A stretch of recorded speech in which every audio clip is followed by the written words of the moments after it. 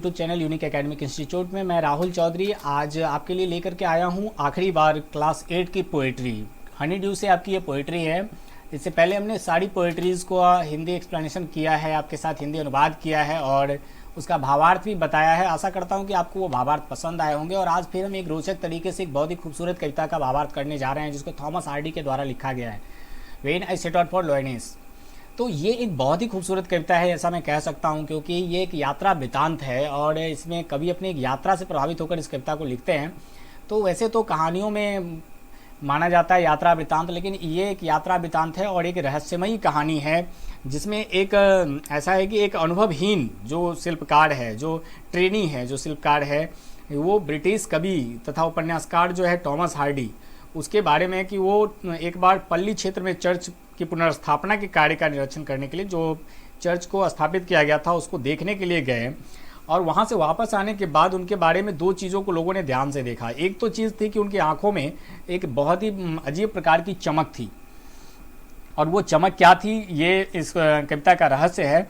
और दूसरा कि उनके कोट के जेब के बाहर की तरफ चिपका हुआ एक छोटा सा कागज़ था, कागज़ का टुकड़ा था, और इस कागज़ में इस कविता की रूपरेखा है। यानी कि जैसा कि उनके जीवन में लिपिबद्ध जीवनी में उनके लिखा गया है कि जो कविता हम पढ़ने जा रहे हैं, ये कविता उस स्थान की सैर से प्रभावित होकर के लिखी गई और शायद संभवतः कागज़ के टुकड़े पे यही था जिसको लोयनिस कहा गया है। तो इसको लिखा है थॉमस हार्डी ने। बहुत ही चर्चित नाम है थॉमस हार्डी अंग्रेजी साहित्य का।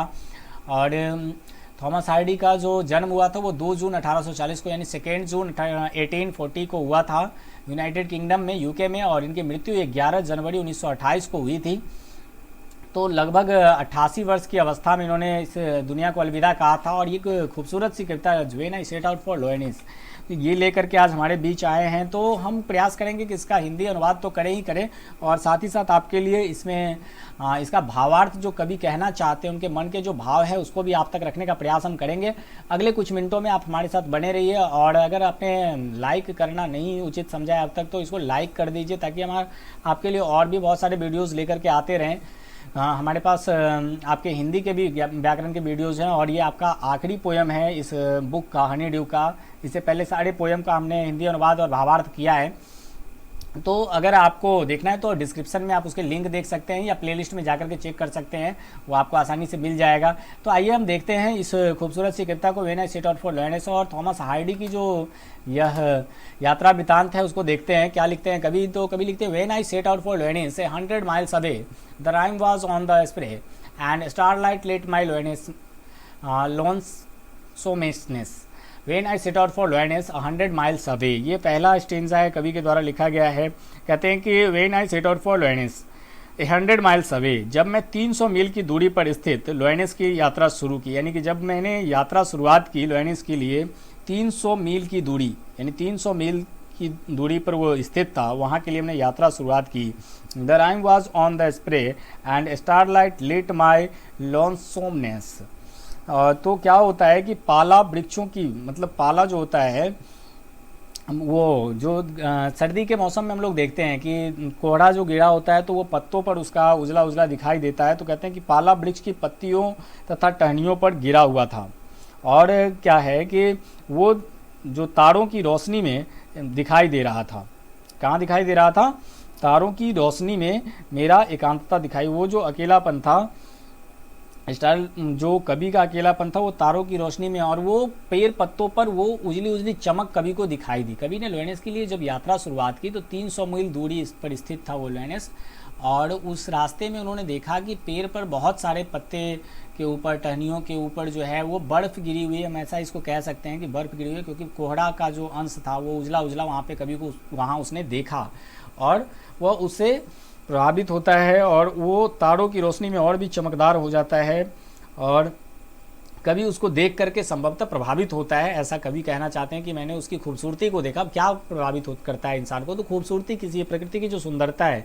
कभी कभी हम आप भी कहीं जाते हैं और बहुत सारी चीज़ें ऐसे देखते हैं जो प्रभावित कर जाता है हमको, आपको ऐसा लगता है कि इसमें बहुत सारी चीज़ें जुड़ी हुई है, और संभवतः यह हमारे जीवन से जुड़ा हुआ रहे तो बहुत ही बेनिफिशियल होगा और हमारी सारी थकान मिटा देता है। प्रकृति की सुंदरता, बहुत सारे ऐसे अवसर आते हैं।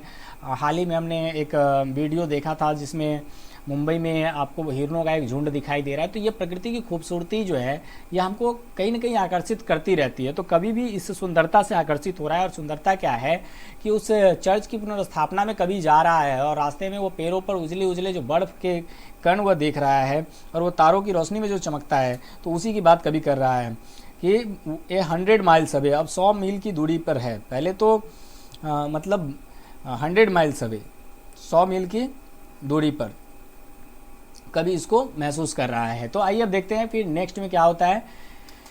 नेक्स्ट स्टेंजा है, कभी what would be chance at Lyonnesse while I should sojourn there no prophet durst declare. अब कहते हैं कभी कि जो लोएनिस में क्या घटित हुआ जब मैं थोड़े समय के लिए वहाँ ठहरा, वहाँ ऐसा क्या घटित हो गया, ऐसी कौन सी घटना हो गई।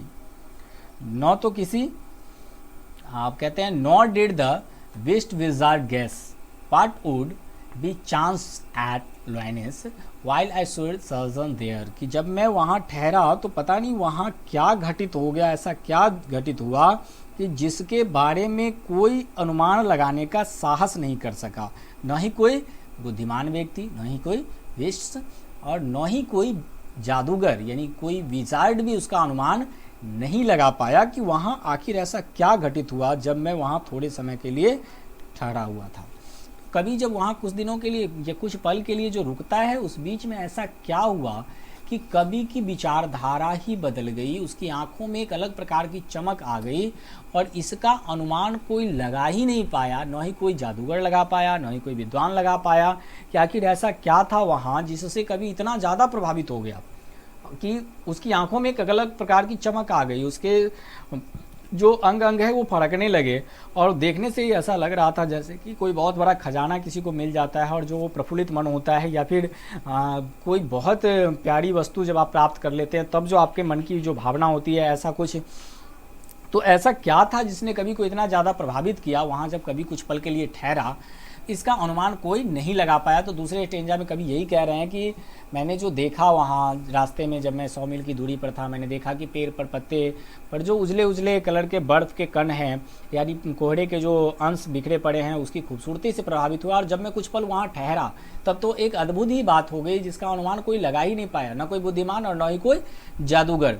अब ऐसा क्या घटित हुआ, अब नेक्स्ट में देखते हैं। When I return from Lyonnesse with magic in my eyes, और जब मैं वहाँ से वापस आया तो मेरी आंखों में एक चमक थी। With magic in my eyes, मेरी आंखों में एक चमक थी। अब यहाँ मैजिक का मतलब होता है जादू, तो वो जादू नहीं, यहाँ पे एक चमक थी, एक आकर्षण आप इसको कह सकते हैं कि वो वहाँ से जब मैं वापस आया मेरी आंखों में एक चमक थी। All mark with mute surmise my radiance rare the fathomless. कहते हैं कि जो सभी लोग थे वो मेरी दुर्लभ और अथाह चमक के लिए मौन रहकर अनुमान लगाने लगे। कभी ये महसूस करता है कि उसकी आंखों में जो आकर्षण था, उसकी आंखों में जो वो दुर्लभ चमक थी, उसके बारे में सभी अनुमान लगाने लगे कि क्या हुआ, ऐसा क्या मिल गया इसको कि ये इस प्रकार से इतनी चमक इसकी आंखों में है, इतनी उत्तेजना इसके आंखों में है। तो इसका अनुमान सभी लगाने लगे।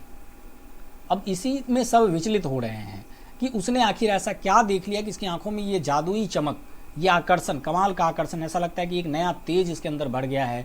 जैसे आपने पढ़ा होगा कहीं पर कि जब भगवान बुद्ध जो तपस्या करने के लिए गए तो उनके दोस्त लोग उनसे अलग हो गए थे।